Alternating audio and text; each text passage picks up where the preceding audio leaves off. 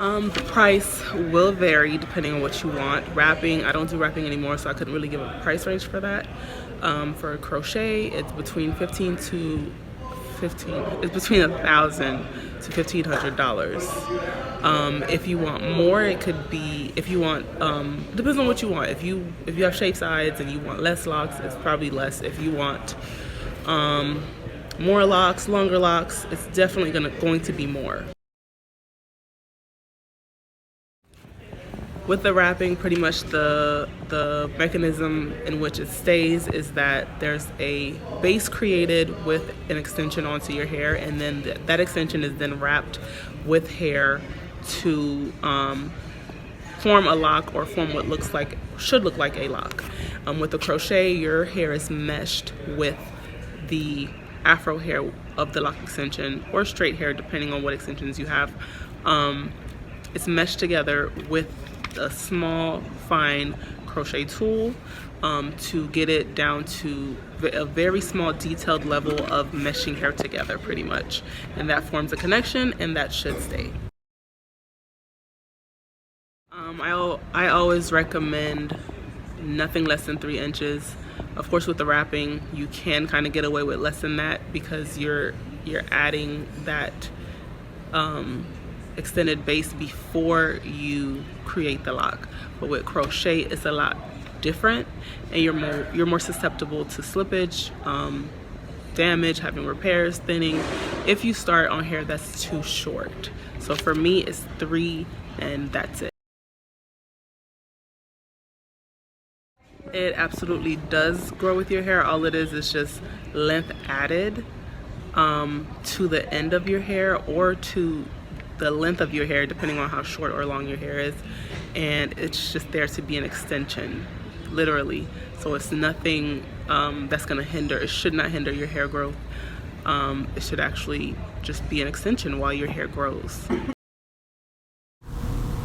This is another it depends on you type of answer.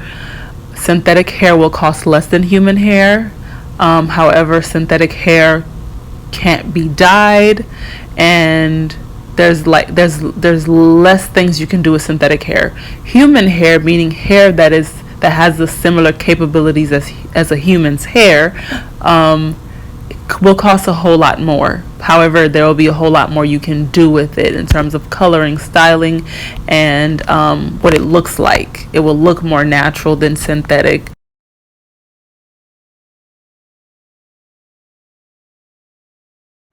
It can definitely slip, of course. There's always drawbacks to everything.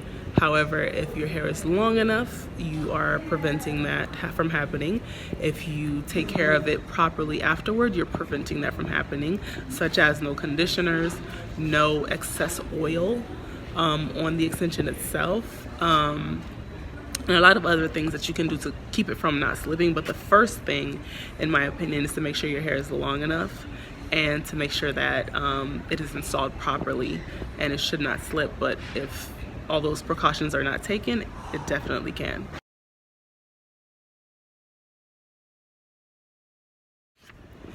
That is definitely a personal decision that no one can make for you.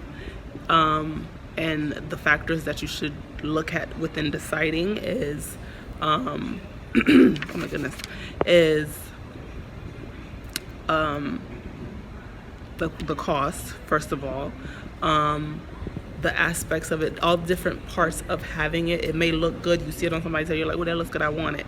But you need to also evaluate, is it really for you? Is the cost for you? Is looking for a stylist for you? Is the aftercare for you? Is the opinions of others that come with it something that you can handle? And if you cannot handle the opinions, natural or extension, it's really not for you, because when you have those fuzzy little babies that people think are ugly, if you let that get to you, then it's really not for you. If you let someone call you a cheater because you chose a hairstyle, then it probably isn't for you. Or not let them call you that, but you let that affect you, it may not be for you. So it's definitely a personal decision for me. If you are curious about the journey, definitely do it natural. If you don't really care for that part, you're just ready to have the look, then get extensions. You can keep them as long as you want, as long as they're sturdy enough to withstand time. Most people leave them in until their hair is long enough and they cut them off. And a lot of other people leave them in for much longer than that, 5 years, 6, 7 years. It's really up to you, and of course how sturdy the locks that were put into your head. You can absolutely wash them, and if you watch some of my videos, I usually try to make it a point to wash unless the client's hair is already clean. I make it a point to wash just to show them and you guys when I make a video that they can be washed. You should wash them as you would wash your regular hair. Because it is extensions, it doesn't mean that, okay, I'm good, I could just go about my life and let them go to hell, you know. You still have to take care of them, you still have to wash them. Of course, the level of care is not as extensive as you would do for your natural hair. I always say if you take more care of your hair than the extension, because the extension is going to be itself no matter what. But yes, definitely wash. You should be able to wash, and that's kind of like a con when it comes to the wrapping and the crochet, because the wrapping is harder to wash and it's a bit more complicated. Well, for the aftercare, like I said, take more care of your hair than the extension. Like if you're gonna oil your scalp and your hair, you don't need to oil the extension. You could probably, you know, rub the what's left over on your hand on them, but there's no need to drench them in oil. That's not only going to cause them to slip, but waste your oil because it's extensions. So it's supposed to already mimic a healthy lock. The hair type for extensions doesn't really matter. It's gonna blend in regardless. If you have a looser hair texture, if you want, you can go for a looser hair to create the extension. It's up to you, but either way it'll blend in. I would say book someone who has an extensive body of work.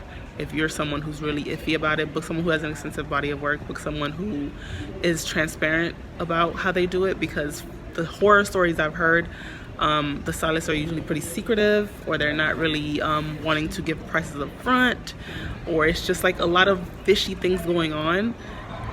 I would say book someone who's straight up, like, even if they don't have an extensive body of work, even if they have just a few photos showing what they do, if they're upfront, I would consider that person instead of someone who's a little secretive about it, not giving me the time it's gonna take, not giving me the exact price, not giving me the entire process pretty much, because it is a process.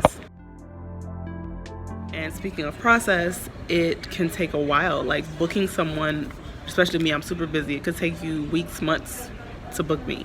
And when you finally do, if you want locks made by me, it can take 6 weeks for me to make those locks, depending on what kind of locks you want. If you already have those locks, of course, booking is easier. If you already have what you need, it's easier. All right, to book me, you have to email me. I cannot book you on my comments. I cannot book you in my DMs. In fact, I don't answer DMs. So you have to email.